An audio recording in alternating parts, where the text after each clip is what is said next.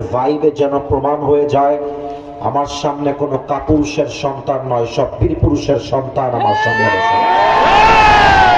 আর মুসলমান যখন কথা বলে সিংহের মতো গর্জন দিয়ে কথা বলে।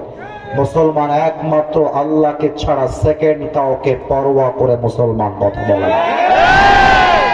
আওয়াজ হবে বীর পুরুষের মতো, সিংহের মতো গর্জন দিয়ে।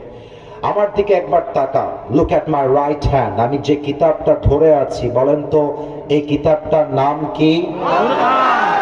আমি একটা প্রশ্ন সবাইকে করতে চাই, উত্তর দিবেন। এটা ঈমানি প্রশ্ন। আমাদের এই কোরআন, এটা আমাদের কলিজা, এটা আমাদের হার্ট, এটা আমাদের হৃদয়। It's a complete code of life.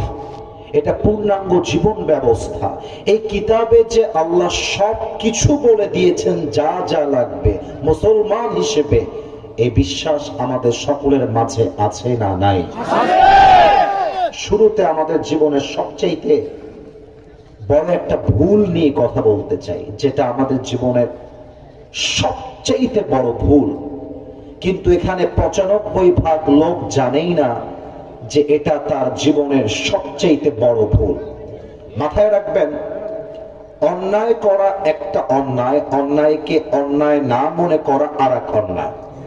আমি যদি পর্নোগ্রাফির নেশায় আসক্ত হই, এটা এক অন্যায়। আমি যদি আমার বন্ধুকে এসে প্রাউডলি এই গল্পটা করি যে আমি রাতের বেলা পর্নোগ্রাফি দেখেছি, এই গল্পটা করা এটা আর এক বড় অন্যায়।